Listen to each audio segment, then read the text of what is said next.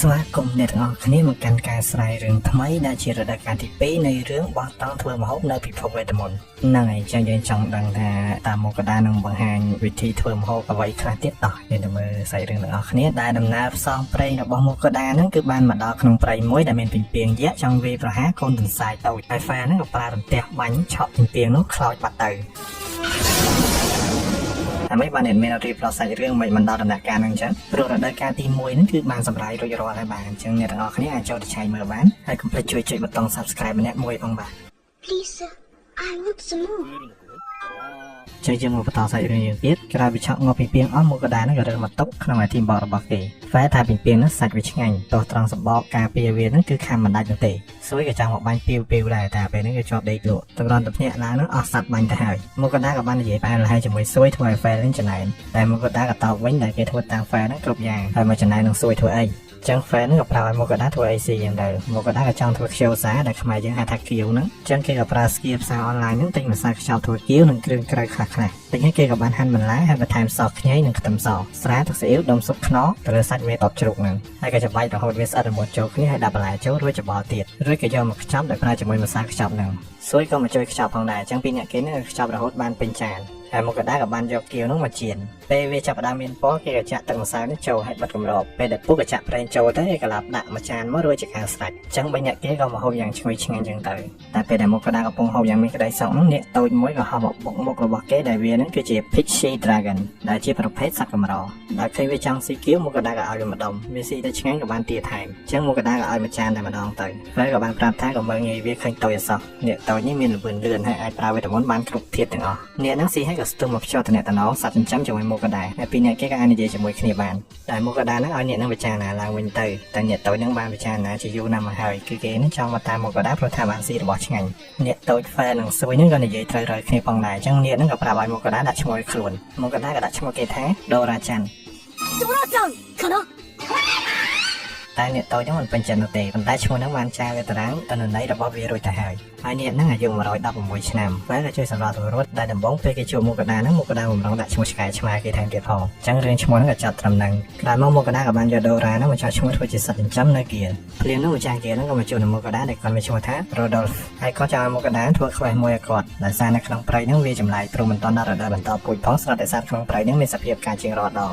ដែលធ្វើឲ្យមនុស្សនោះពិបាកចូលដើម្បីយកសំណាញ់ពីពីងក្នុងព្រៃហ្នឹងដែលសំណាញ់ហ្នឹងដែរគេយកមកធ្វើជាកៅអៅដែលមានម៉ូដស្អាតៗចឹងទៅហើយបើអត់មានសំណាញ់ហ្នឹងទេការធ្វើជំនួយក៏វារៀងចាប់យើងដែរលើដល់ព្រៃហ្នឹងដូរ៉ាហ្នឹងក៏មកប្រាប់មកកដាថាវាងាយស្រួលណាស់ពីពីងក្អែបអីហ្នឹងវាបានតែព្រុសប៉ុណ្ណោះវាគ្មានស្អីមកបៀកទេចឹងមកកដាក៏គិតថាប្រហែលជាពីពីងដែល fair ឆក់នោះហើយចឹងគេក៏បានដល់ពីពីងទាំងអស់ហ្នឹងឲ្យម្ចាស់គេមើលម្ចាស់គេក៏អស់ពីនិយាយតែពេលស្កាត់ការមិនទាន់បានដាក់ផងតែមកកដាបានសម្រេចវារួចទៅហើយម្ចាស់គេក៏ប្រាប់ថាសាច់ពីពីងហ្នឹងពេលស្ងោរជាមួយទឹកអំបិលហ្នឹងវាឆ្ងាញ់អស់ស្ទះតែម្ដងចឹងមកកដាក៏សម្រេចចិត្តលក់សំណាញ់និងសម្បកឲ្យហ្គៀលដែលគេយកតែសាច់តែប៉ុណ្ណោះម្ចាស់គេក៏យកព្រមឲ្យសន្យាថានឹងស្ងោរសាច់ហ្នឹងឲ្យពួកគេភ្លក់ផងដែរចឹងមកកដាហ្នឹងក៏ចេញមកវិញដែលនៅភូមិហ្នឹងគឺសម្បូរទៅដោយខោអាវស្អាតៗមកកដាក៏បានដើរទាំងកៅអៅ2 3ចឹងទៅពេលមកវិញពីពីងហ្នឹងក៏បានឆ្អិននិងប្រែសម្បល់ដូចក្តាមស្ងោរចឹងម្ចាស់គេថាបើដកសាច់ចេញវានឹងបាត់បង់រសជាតិចឹងគាត់ទុកឲ្យទាំងសម្បកតែម្ដងទៅពេលហុងហើយចាំយកសម្បកឲ្យគាត់វិញមកកដាក៏សាំងមួយម៉ាត់ទៅដែលវាមានរសជាតិដូចក្តាមនៅកែបដែរចឹងគេក៏យកពីពីងហ្នឹងមកធ្វើម្ហូបដូចជាបាយឆាសាឡាត់អូម៉េឡេតនិងគួងចឹងទៅហើយគេក៏បានចាត់ទុកថាវាជាការជោគជ័យដល់ដូរ៉ាក្នុងការចូលក្រុមរបស់គេចឹងពួកគេក៏ចាប់ផ្ដើមហូបទាំងអស់គ្នាយ៉ាងឈ្ងុយឆ្ងាញ់ទៅក្រោយមកកដាក៏យកពីពីងហ្នឹងទៅអាំងសត្វចិញ្ចឹមរបស់គេនឹងធំក្រាន់ឈ្ងុយក៏មិនសមហូបដែរ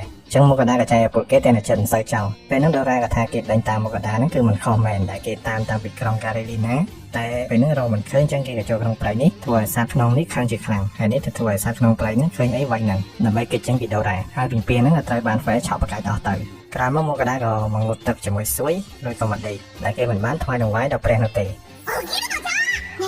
あれはどうなってるの？叩き起こすか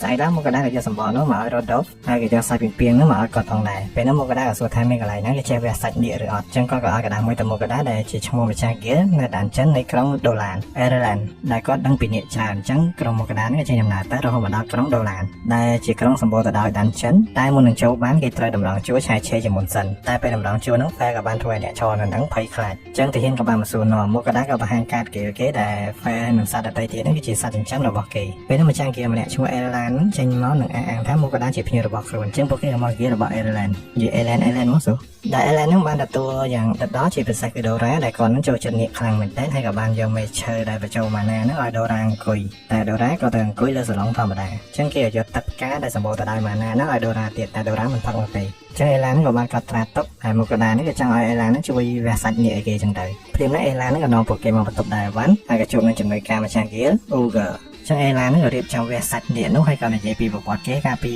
238ឆ្នាំមុនដែលគេមិនអាចចូលក្រុមអ្នកប្រមាញ់នេះបានដោយសាររែងជាតូចពេកនៃរែង B ហ្នឹងចឹងគេក៏ខំប្រឹងរហូតខ្លាចជាម្ចាស់ហ្គីលតែមកកដាមិនបានខ្វល់រឿងហ្នឹងទេគេក៏ទៅដកនេះដីនោះចេញមកអេឡានក៏មកអង្អានឹងត្រួតពិនិត្យយ៉ាងម៉ត់ចត់ហើយក៏បានយកម៉ែនោះមកវាស់វែងចឹងទៅពេលហ្នឹងអេឡានក៏ចង់នឹងថានេះតូចនេះចូលចិត្តហូបអ្វីខ្លះមកកដាក៏បានប្រាប់ថាដូរ៉ានឹងចូលចិត្តម្ហូបដែលគេធ្វើជាពិសេសគឺសាច់តែម្ដងតែដោយសារមកកដានិងដូរ៉ានឹងនិយាយគ្នាក្នុងចិត្តចឹងធ្វើឲ្យអេឡាននឹងភ្ញាក់ផ្អើលព្រមចាជីវិតគេមិនដែលដឹងថាមនុស្សនិយាយជាមួយនេះបាននោះទេក្នុងពេលនឹងដែរ fan ក៏បានប្រាប់ឲ្យអេឡានឆាប់បដិញ្ញាសាច់នេះនឹងមកហើយអ្វីផ្សេងទៀតគេមិនខ្វល់នោះទេឬអញ្ចឹងអេឡានក៏ចង់ដឹងពីរសជាតិរបស់សាច់នេះនឹងដែរហើយក៏សុំមកកដានឹងឲ្យចែករំលែកគេខ្លះ fan ក៏យកព្រមនៅសម្ដាននេះក្រោយមកកដានិង fan ក៏អស់កម្លាំងរៀងៗខ្លួនព្រោះត្រូវអេឡាននឹងចង់សួរជាច្រើនសំណួរហើយសាច់នេះនោះគឺមិនតាន់បានវះទៅទៀតហើយដល់អស់កម្លាំងអញ្ចឹងមកកដាក៏ទិញម្ហូបតាមស្គៀផ្សារអនឡាញរបស់គេដែលគេបានធ្វើពិធីពិព័រណ៍អាហារហុកកៃដូអញ្ចឹងមកកដាក៏ទិញមួយឈុតមកហើយក៏បានយកឆ្នាំងដែលមានសភាពដូចជាគោកិច្ចហ្នឹងចេញមកហើយក៏ដាក់បន្លែសងខាងនិងដាក់សាច់ចំកណ្ដាលហើយចាក់ទឹកសសចូលរួចក៏យកចែកគ្នាហូបតែឃើញបន្លែច្រើនមិនសូវពេញចិត្តនោះទេ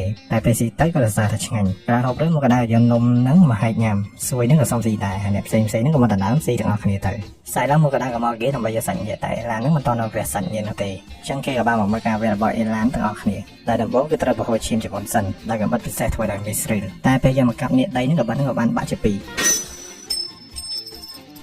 ចឹងគេត្រូវការផលិតកំបិតថ្មីដែលល្អជាងកំបិតនេះចឹងអ្នកនេះគឺមិនតន់អាចវះបាននោះទេ Fair ក៏បានតារាម៉ាស្លាប់ទិញបាត់ទៅអូហ្គាក៏មកប្រាប់ពីតាមចិនដែលសម្បូរដោយមីស្រី Fair លើកនេះក៏ចង់ទៅតែមកកដាមិនឲ្យទៅនោះទេទោះបីជា Fair ប្រាប់ថាមកកដាមិនចាំបាច់ទៅក៏ដោយសុយក៏ចង់ទៅពីផងដែរចឹងមកកណានក៏បានប្រឡប់ធ្វើមកឲ្យពួកគេស៊ីតែដំបូងគឺកម្ដៅផ្ទះដាក់សាច់បិសាជ្រូកដែលហាន់ជាបន្ទះចូលបន្ថែមបន្លែដែលនៅសេសសល់ពីលើកមុននិងចាក់ទឹកសុសបន្ថែមខ្ញីនិងប្រេងហើយក៏រួចរាល់តែមុននឹងហូបមកកណាក៏បានបន្ថែមជាមួយនឹងពងទាពីលើធ្វើឲ្យរសជាតិកាន់តែអែមពេលនឹងដែរព្រះក៏បានមកម៉ៅព្រមមកកណាថ្វាយនឹងវាយជាពេកដែលធ្វើឲ្យព្រះប្រុសពីរនាក់នេះបានដឹងពីនឹងវាយដែលព្រះស្រីនេះកំពុងនិយាយពេលនោះព្រះសក់មាសកណែនាំខ្លួនដែលគាត់នឹងជាព្រះធ្វើអាវុធ Hephaestus និងព្រះនៃសង្គ្រាម Vahan ឬដល់ការធ្វើអាវុធមកកណាក៏ចង់សួរពីរបៀបធ្វើដែរមីស្រីចឹងព្រះ Hephaestus នឹងក៏ព្រមបកគោលពរឲ្យតែដោយសារមកកដាគ្មានដងខាងហ្នឹងគាត់ក៏បកគោលឲ្យសួយវិញចំណែកព្រះនៃសង្គ្រាមក៏ចង់ផ្ដល់ឲ្យដូចគ្នាតែមកកដាមិនចង់បាននោះទេចឹងគេក៏ប្រាប់ថាបកគោលទៅឲ្យ Fan និងដូរ៉ាវិញក្រោយមកកដាហ្នឹងក៏ថ្វាយនឹងវាយឲ្យព្រះទាំងអស់ហ្នឹងទៅដោយសួយមានស្គៀធ្វើអាវុធហើយចឹងអ្វីដែលគេខ្វះនោះគឺរ៉ែមីស្រីតែ Fan ប្រាប់ថាការវាយជាមួយជីងចក់ហ្នឹងក្រែងមកកដាបានប្រមូលមីស្រីហ្នឹងទុកខ្លះហើយចឹងមកកដាក៏បាននឹកឃើញហើយយកមកឲ្យសួយប្រតិជាកូនកំបិតហើយក៏បានកំបិតមីស្រីដ៏ស្រស់ស្អាតមួយហើយឈ្មោះវាហ្នឹងមានផ្លាស់ថែមទៀតកំបិត17ផ្លាស់ចឹងមកកណាថាបានកំបិតហើយមិនចាំបាច់ទៅដាំចិនទៀតនោះទេតែ Fair ថារឿងនេះគឺជារឿងពីរផ្សេងគ្នាហើយក៏ចោលត្រឹមហ្នឹងចាំជួបគ្នានៅភាគបន្ត